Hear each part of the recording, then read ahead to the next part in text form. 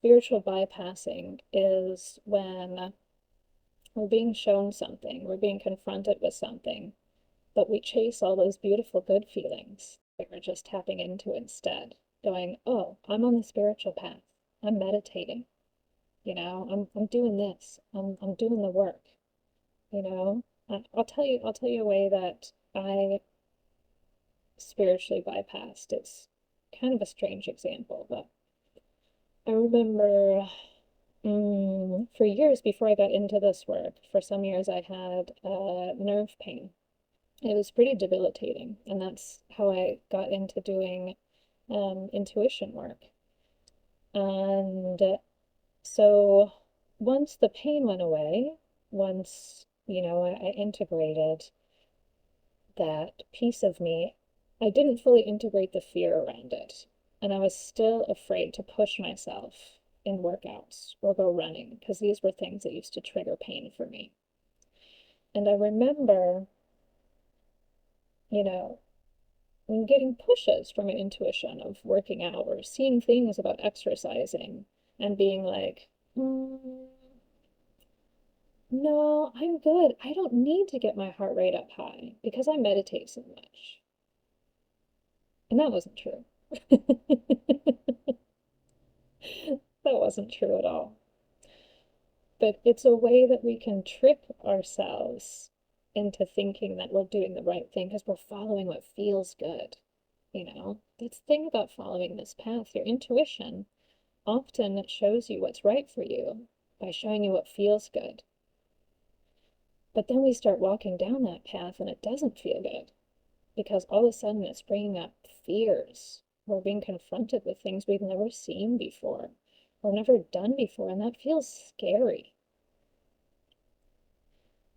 And then we're given the choice, do we stop and say, oh, this must not be intuition. This must not be divine guidance leading me forward because it doesn't feel right. Or it doesn't feel good right now. Or do we say, okay, I remember what my intuition told me, and that was so clear. I'm going to push through. I'm going to push through with this. It's really like a piece of self-discipline, I think, where we can say, okay, I know this is best for me. I'll give you guys an example. It's with my own work and it's with reaching people. I've been working as an intuitive healer and intuition coach for many years. And for a while, I was like, just, let him come to me. Let him come to me. It's okay. This is divine work that I'm doing. I'm following the path. And, I wasn't putting myself out there. I wasn't telling a bunch of people about my work. I wasn't setting up a client retention plan or anything like that. And finally, I had to admit to myself, I'm really frustrated that I'm not reaching more people. I'm really disappointed that this isn't working out the way that I thought it should be working out. And I had to get really honest and say, okay, what am I missing here? What's going on? And I realized that what was happening was my intuition was showing me things. And I'd start it, and then I'd be like, oh, this doesn't feel good anymore. I'm gonna stop this, you know. I don't like keeping a finance spreadsheet. Oh, I don't enjoy, social media marketing. And so I'd be like, okay, well, maybe that's not it then. I'd go back. It's almost like I doubt what came in for me. And realizing that I was doing that I was tricking myself into doing that, then I could go, oh, okay, I see what I need to do here. So spiritual bypassing, I feel like, is a bit of self-trickery. And it's not with bad intentions that we do it. You know, we want to do what's right. We want to do what's good for ourselves and for the world. That's within all of us. But when we don't honor what's coming through, when we don't follow through with the messages, and when we don't honor what we're feeling right now, that allows us to bypass the best path for us.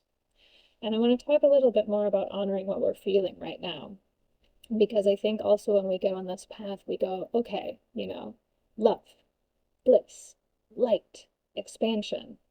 And, we have this intention and we almost start chasing these things. And that can be lovely, it's set up in a way, the divine plan, like I mentioned before, is set up in a way to give us that hit when we work through something.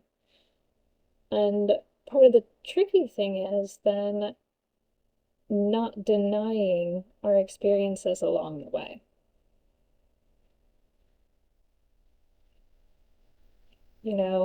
Going through something and saying, okay, this sucks. This isn't what I expected. I feel really sick. I broke my ankle.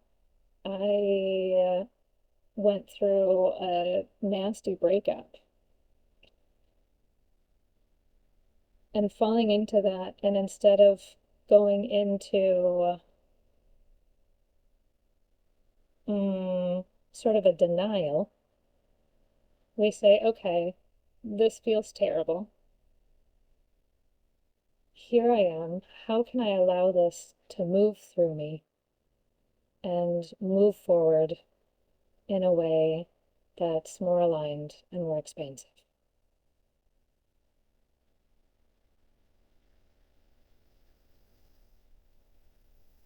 Mm.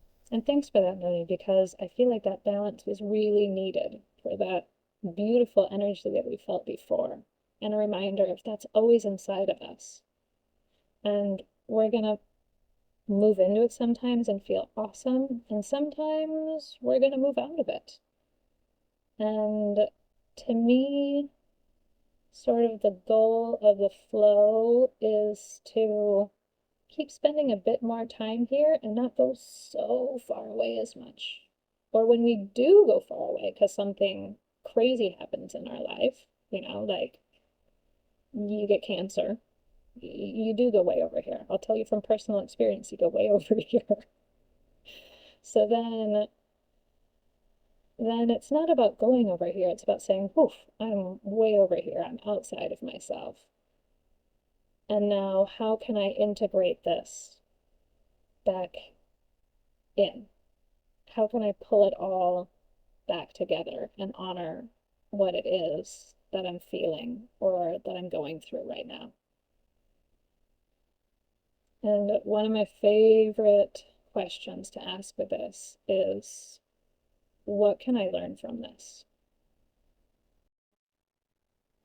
When things feel really terrible, when I'm doubting myself, when I feel like my intuition has tricked me, when I'm really mad at my kids or my husband or a friend, I can take a step back and say, what can I learn from this? And stepping back into that curiosity brings me a bit more acceptance, if not full acceptance. And it just opens me up. It just opens me up to something bigger than this terrible feeling that I feel right now.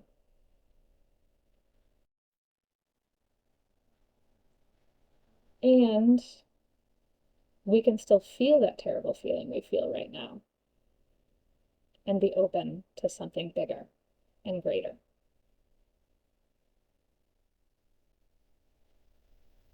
Feel into that for a moment. We can feel terrible and still be in alignment. We can feel terrible and still open up to something greater.